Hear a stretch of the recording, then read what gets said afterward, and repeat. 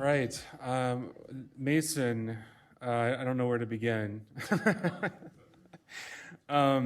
He has over 13 years digital experience. In many ways, I consider him almost a digital brother in the brotherhood of digital strategy. He's worked in Fortune 20 companies, startups. In many ways, he and I are aligned in the way we think about digital and data and the future of social business. So I'm very excited that he's here to share some of his insights.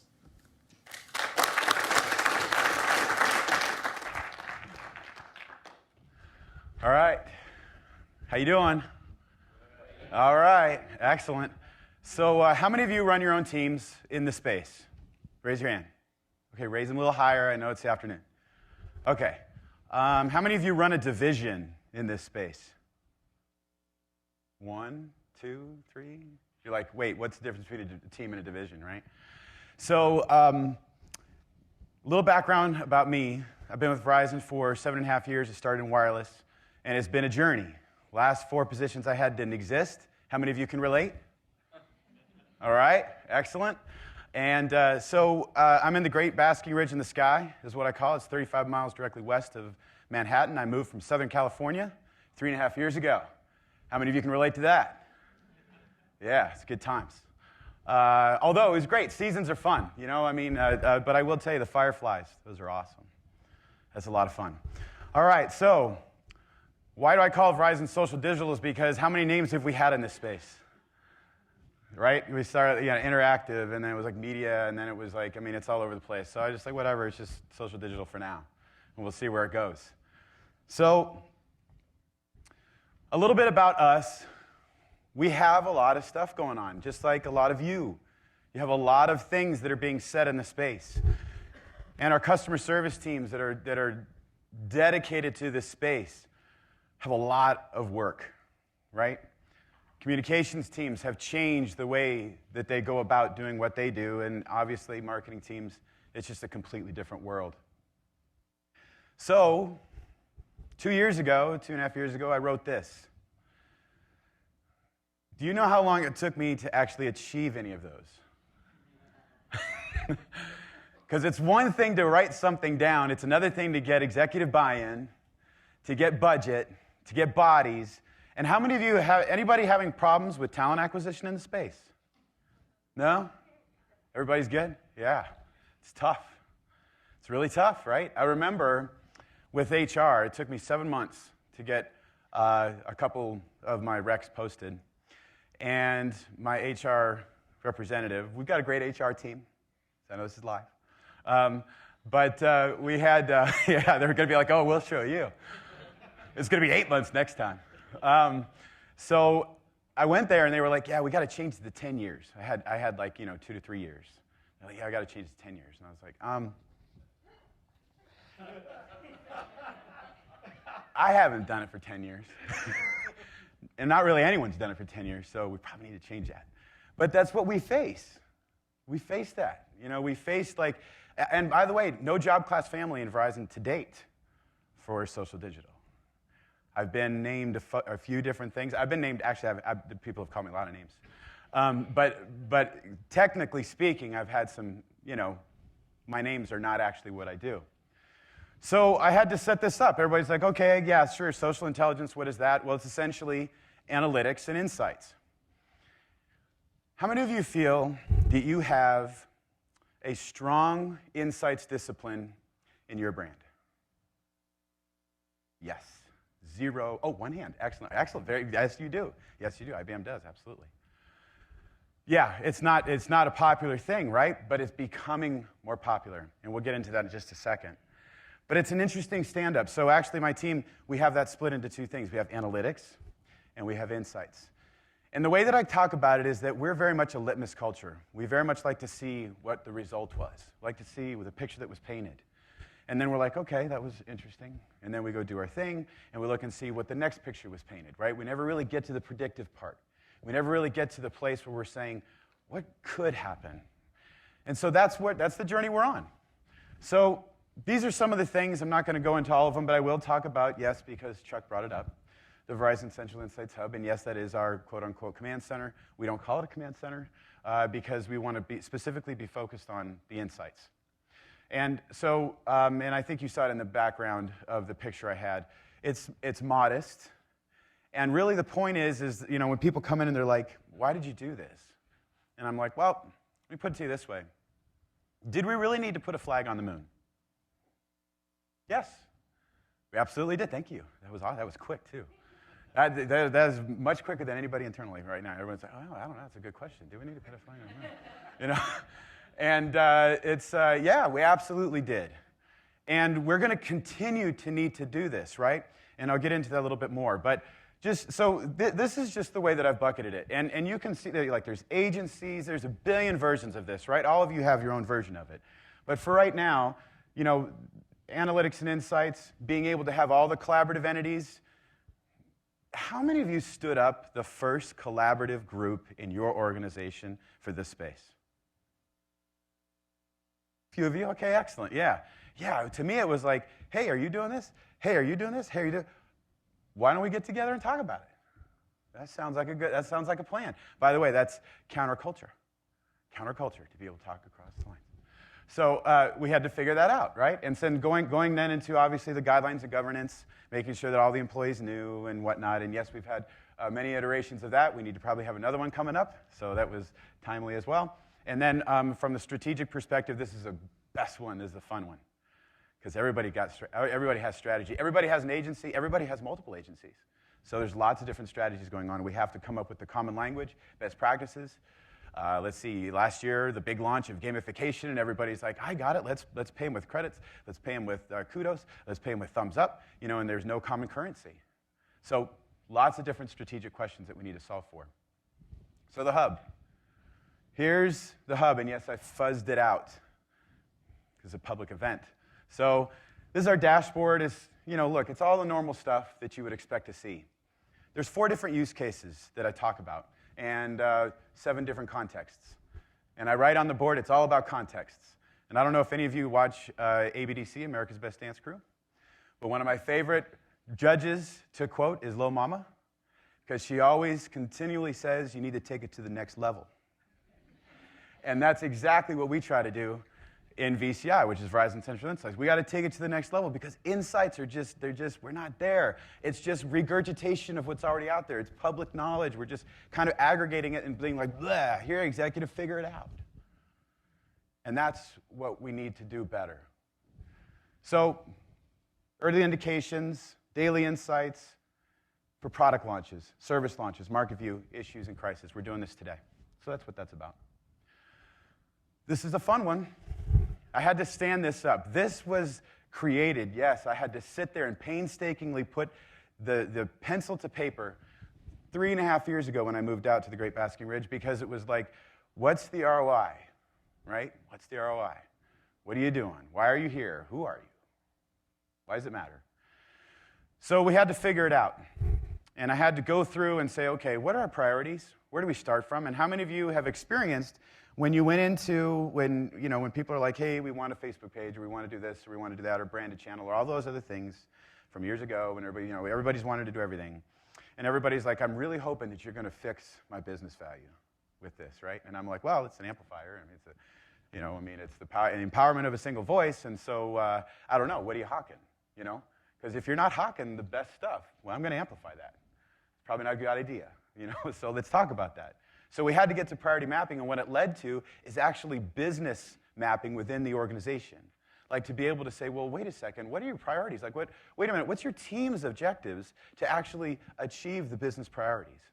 So it led to a pretty robust measurement application, if you will. And then we have practitioner measurement. I'll get into that in a minute, and then business value application. So just breaking those down a little bit, the priority mapping is this linear approach. And you'll notice with each of those sections where the value comes from, and I know some of you have experienced this, and some of you have actually already achieved this, or at least you're going down this path, is that you really have to get down to the individual value, otherwise it won't scale. Value won't scale. You really have to understand what the individual value is. That is hard. Whew, that is hard stuff. And it's just like, some of it's just monotonous. But that's where you got to get down to the individual practitioner level. Obviously, there's a common language that you begin to focus on with the business decisions. And then it helps to be able to focus the team effort. This is what I like to tell people about this, is it gives them the ability to say no. This is the individual piece that's cut at multiple different layers. So you go from an individual up to the team, up to the department, up to the division, up to the brand, or up to the line of business or the business unit, all the way up to the brand.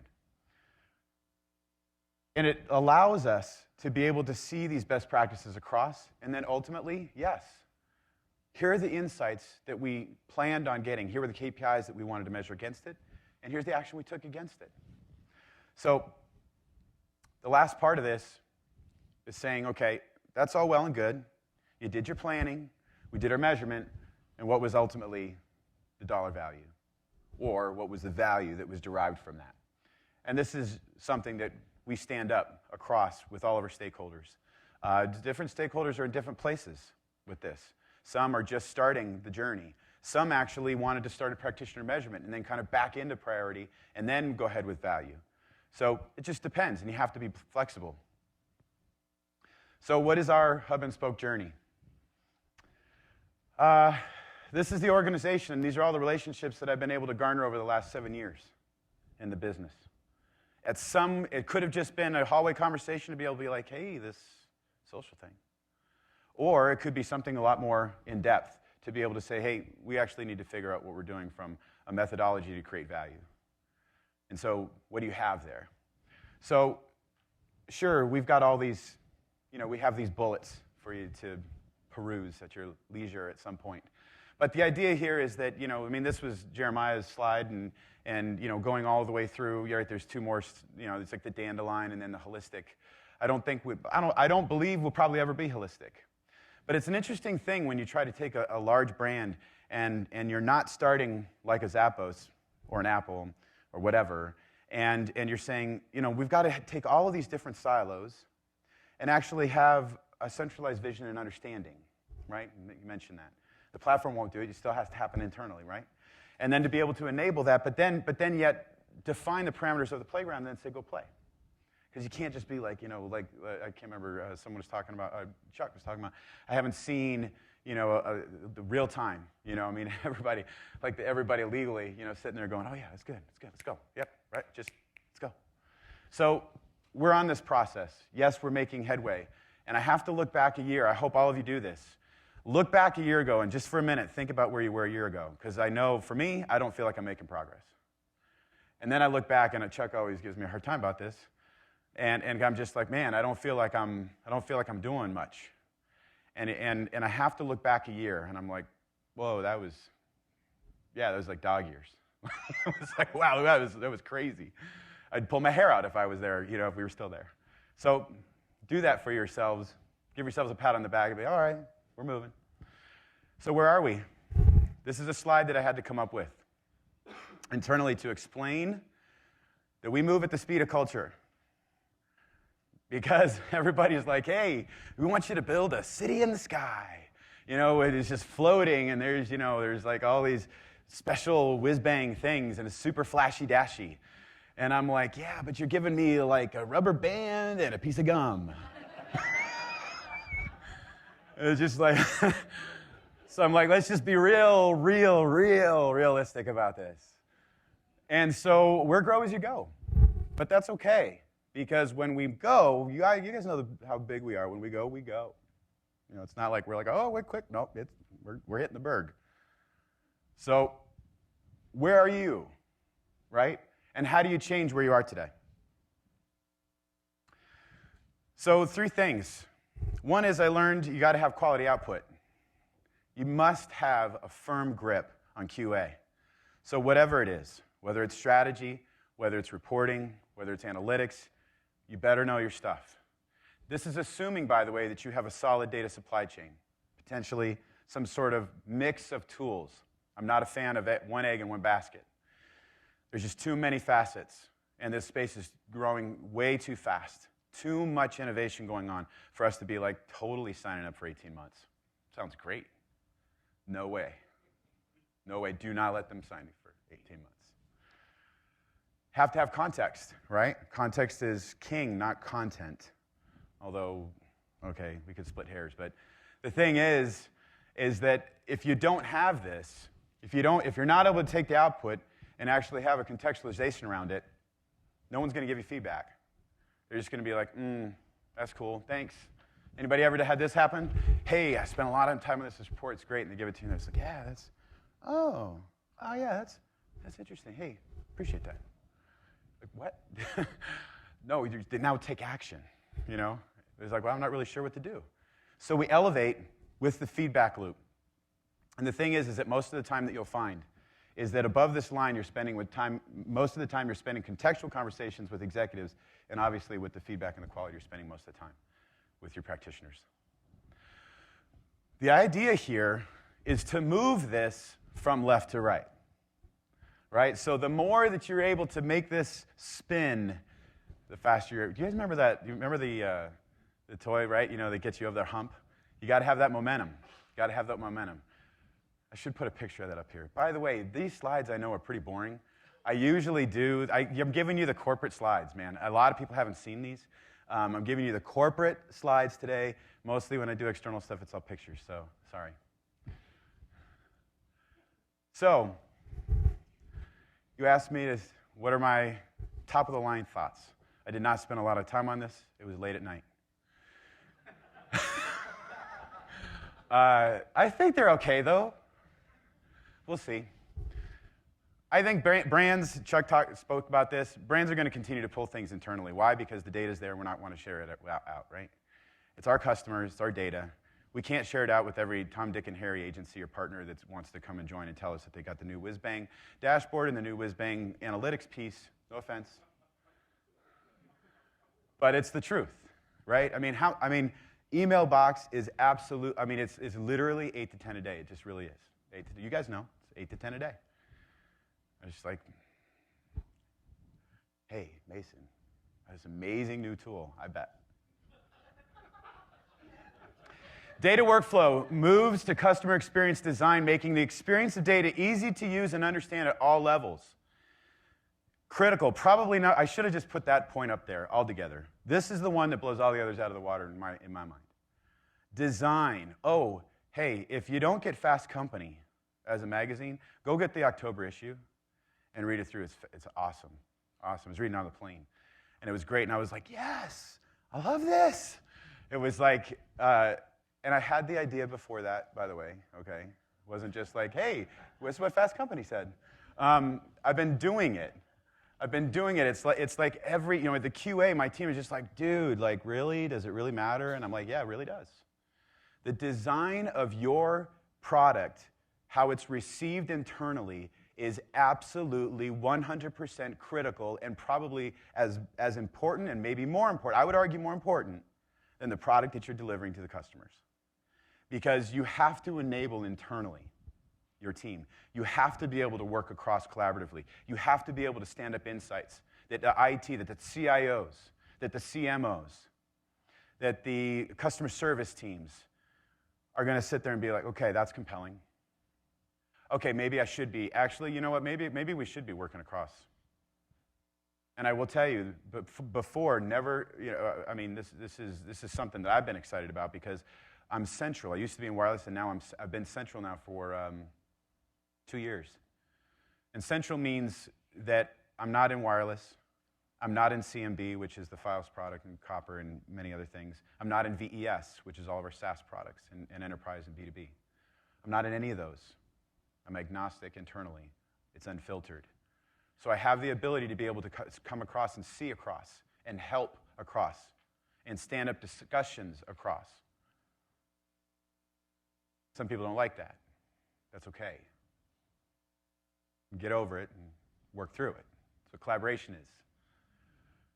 So the design of this is incredible. That's why everybody is interested. That's why executives, that's why everybody's like, oh, flashy dashy, flashy dashy. Hey, it matters. Everybody's like, oh, that looks pretty. And I'm like, no, actually, there's meaning there too. Let's just close the knowledge gap, and then you understand it. I don't mean that in a bad way. I'm just saying let's talk about it. And the products that you're putting out internally, again, reporting, whatever it is, strategy. It's as if design has to be integrated. If any of you were originally marketers like I was, you have to focus in on that. It's the same thing as like, do you want your command center to just be like a TV tray, with a desktop? That doesn't excite anybody. Okay, cool. So focus on design. Design's going to become bigger than ever. Like I said, that Fast Company it was great. Businesses will create or return to insights as a discipline. I already spoke to that. Centralized teams, instead of councils or committees, center of excellence. How many have a center of excellence? Okay, how many have a steering committee? Or a task force, right? All the different names, centralized teams, I believe, are going to have to happen. They're already happening. And it's going to be hybrids, right? With everybody with a primary function being in it. That's why Oreo got so much play, was because it was like, hey, we got a group together with everybody, including legal, that we can actually respond pretty quickly about. The thing is can you make that? Can you make that a consistent experience? Can you put that team? Is that team going to always be on? And that's kind of where we're headed, I think. I'm almost done here. Brands are going to move from stunts to fulfilling real-time expectations. We kind of talked about that a little bit before, and what real-time, near-time. And then personalization moves to an immersive experience. All this is saying is that we're giving more and more power every day that goes by over to the consumer, over to our business partners to be able to shut us down, to not invite us. So we're making our jobs harder, but at the same time, isn't it more relevant for them too? So at the same time we're elevating the ability to have meaningful conversations, we're actually kind of saying, you could also shut me off. So it's a positive and it's a negative, or it's a double-edged sword. That's what I think we were going. That's it.